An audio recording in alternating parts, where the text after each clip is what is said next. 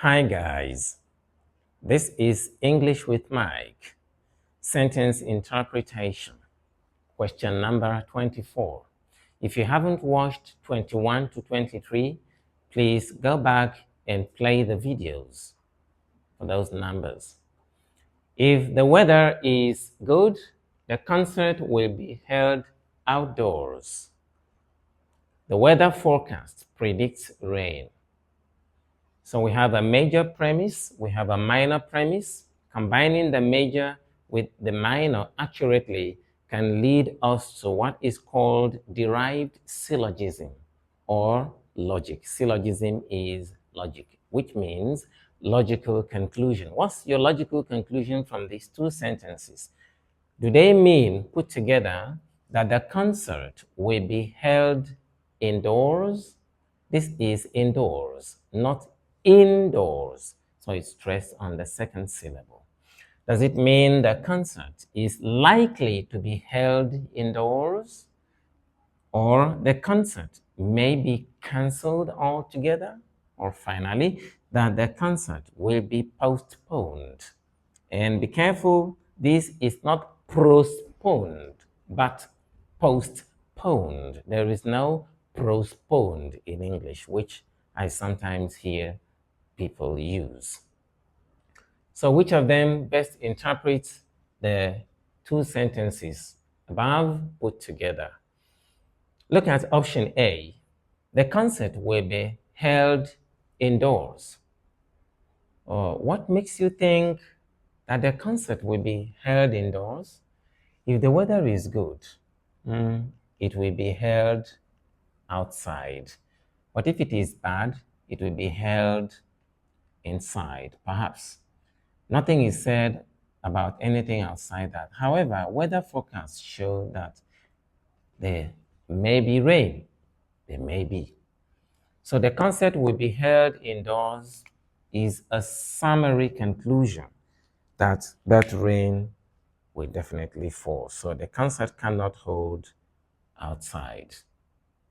An unnecessary and marked generalization.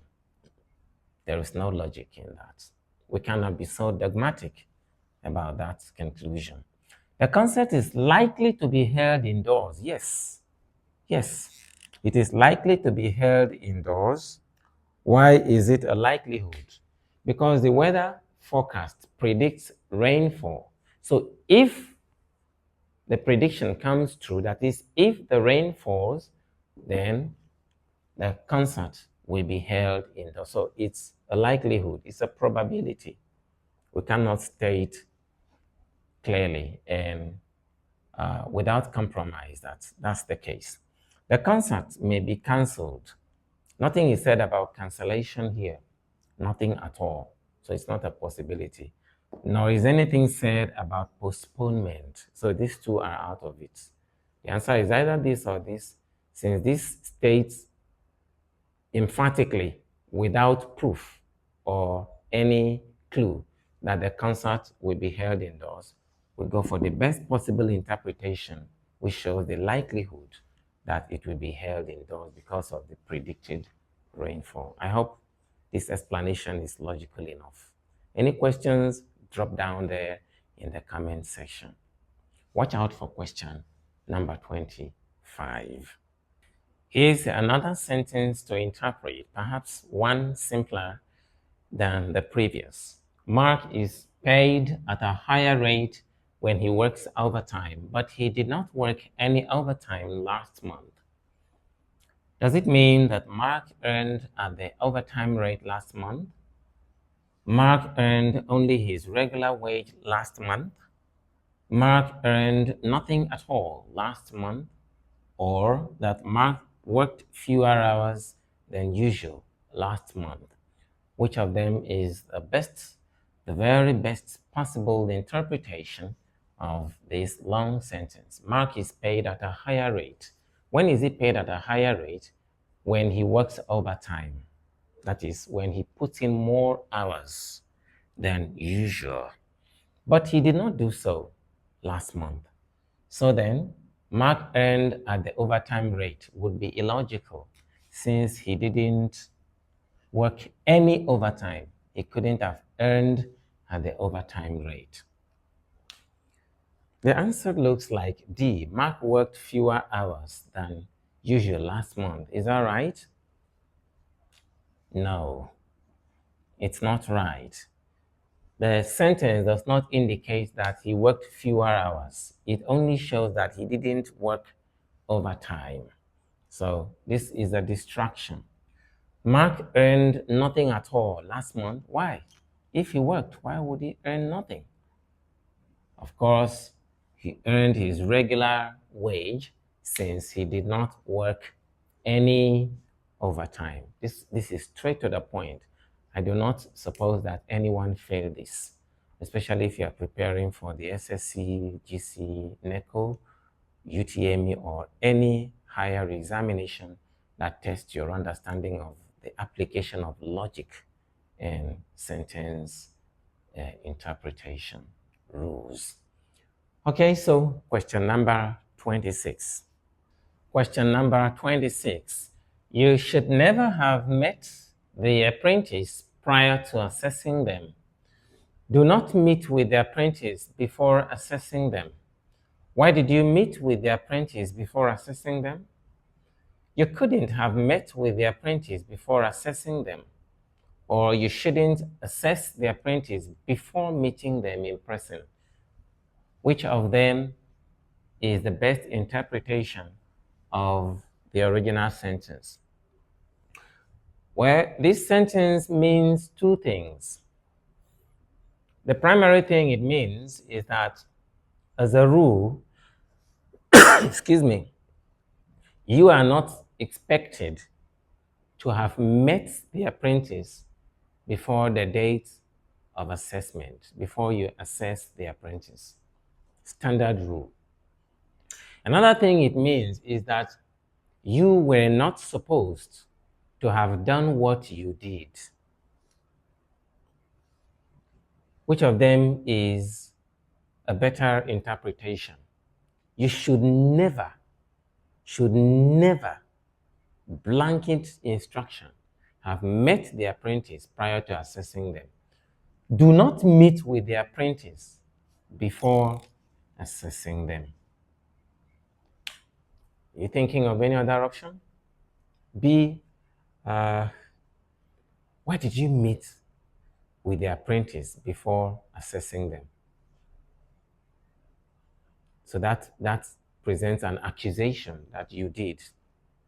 C, you couldn't have met with the apprentice before assessing them. This means you didn't. So both the option that says that you definitely did so and the one that says that you didn't do so are going out of the way to make unnecessary inferences. You shouldn't assess the apprentice before meeting them in person. That's not the meaning of you should never have met. We're talking of merely meeting, not assessing before actually meeting them. No. So this one is an aberration. It's a deviation. Better, it's a deviation from that sentence. So you should never have met the apprentice prior to assessing them means do not, as a rule, meet with the apprentice before assessing them. But in the absence of that, we could twist these options to bring up another one that is the second best interpretation of the original sentence. For now, option A. Question number 27, finally, for this episode. And here's the climax of this episode of sentence interpretation. The question here looks like a hard nut to crack. So you're going to take your time to analyze it. If you have deficiencies in logical reasoning, I'm sorry, you will likely not get this correct. So take your time, think it thoroughly, and see which one is correct. Abani didn't deny that he stole the money. The young man didn't deny that he stole the money. So what does that mean? Is it that Abani reportedly stole the money? or that Abani did not say that he didn't steal the money? Would it mean that Abani clearly confessed to stealing the money? Or that Abani did not argue that the money was stolen? A bit confusing if you ask me, but not if you understand the rules of logic. Abani didn't deny that he stole the money, means that he did not refute the claim that the money was lost or that he stole it. He just didn't say, I did not steal it. So then does it mean he said, I stole it? No, not indicated there. We will first have to discredit option A because it means that rumors have it. Rumors reportedly means according to rumors or according to some people. Rumors have it that Abani stole the money. Not indicated. B, Abani did not say that he did not steal the money is the best possible interpretation. That is, he didn't deny stealing the money, nor did he confess to stealing the money. He probably just kept quiet. Right? We cannot assume, but that's the best possible interpretation. Abani clearly confessed, no, he didn't deny that he stole. He did not defend himself. It's possible for a person to be accused, right, but refuses to defend themselves, as it happened in the case of Jesus. For those of you who read the Bible, before Pilate, he said nothing. On one occasion, he was just silent, not answering any accusations. So this would be out of, and to be sure, this is a deviation. It's irrelevant. It just changes the meaning of this sentence entirely. Abani did not argue that the money, nothing at all is said about that. All right, so this is English with Mike, proudly sponsored by Cheshire Internet Test and Training System, Manchester, United Kingdom. Consult us for your online classes at all levels as far as English language and literature in English are concerned. Until we meet again, take good care of yourself. Cheers.